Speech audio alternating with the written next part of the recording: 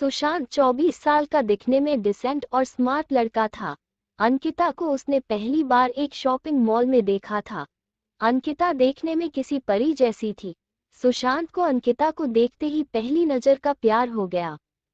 उस दिन सुशांत अंकिता को देखकर ऐसे मदहोश हुआ कि ना उसे अंकिता से मिलने की सूझी, ना ही उसने सोचा कि उसका नाम या नंबर पता किया जाए।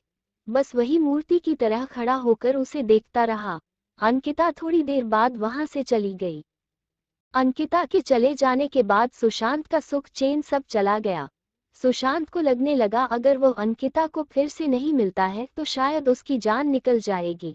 यह एहसास जितना दुखदाई था उतना ही अनोखा था। कहीं ना कहीं उसे ये सब अच्छा लग रहा था।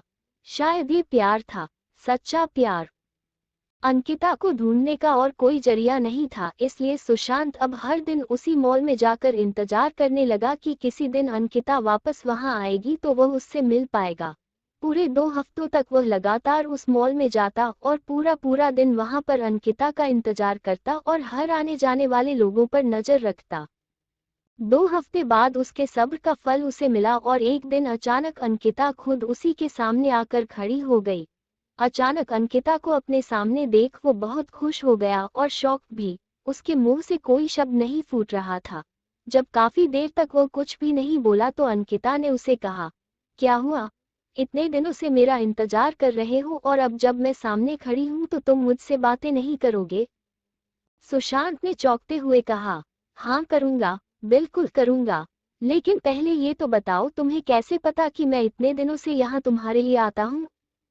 मुझे ये सब इसलिए पता है क्योंकि जिस दिन से तुमने मुझे देखा और उसके अगले दिन से तुम यहाँ हर रोज मेरी तलाश में आने लगे, उसी दिन से मैंने भी तुम पर जासूसी करना शुरू कर दी थी, अंकिता ने कहा। सुशांत के मन में एक और सवाल को आधा उसने पूछा, अच्छा ये तो समझ में आया कि तुमने मुझ पर बराबर जासूसी की है, लेकिन फिर भी यह क्लियर नहीं हुआ कि तुम्हें कैसे पता चला कि मैं तुम्हारी तलाश में यहाँ पर आता था। और एक सवाल कि जब तुम्हें ये पता चल गया कि मैं तुम्हारे लिए यहाँ आता हूँ, तुम्हें अजीब नहीं लगा या मुझ पर गुस्सा नहीं आया? अगले दिन आकर जब तुमने मेरे बारे में उसी दुकान में पूछताछ की जहाँ से मैंने खरीदी की थी, तो उस दुकानदार ने तुम्हें तो मेरे बारे में कुछ भी नहीं बताया, लेकिन मैं उसकी रेगुलर कस्टमर हूँ इसलिए उसने फ़ोन करके तुम्हारे बारे में मुझे सब कुछ बता दिया था। मुझे अजीब लगा था कि कोई क्यों मेरे बारे में छानबीन कर रहा है, इसलिए मैंने उसी दिन से यहाँ पर आकर तुम पर जासूसी करना शुरू कर दिया और दूर से ही तुम पर नजर रखने लगी, अंकिता ने कहा। अंकिता आगे बोली, उस दिन सिर्फ तुम्हें ही मैं पहली नजर में पसंद नहीं आई थी। मैंने भी तुम्हें मॉल में देखा था और मुझे भी तुम अच्छे लगे थे।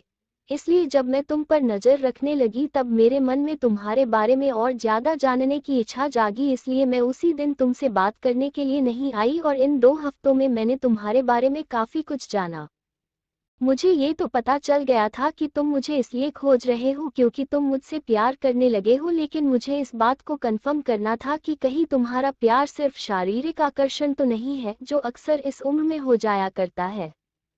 लेकिन जैसे जैसे दिन बीत गए और मैंने देखा कि तुम बिना धीरज कोई और बिना इंटरेस्ट यूज किए उतनी ही शिद्दत से मेरे लिए यहाँ आते थे और मुझे तलाशते रहते थे, तो मुझे यकीन हो गया कि यह महज एक आकर्षण नहीं है बल्कि तुम सच में मुझसे प्यार करने लगे हो। और इस बात को तब और ज्यादा मजबूती मिल गई जब मैंने देखा कि मॉल में मुझसे भी ज्यादा सुंदर लड़कियां तुम्हारे पास से गुजरती थी, लेकिन तुम उनमें सिर्फ मेरा चेहरा देखना चाहते थे।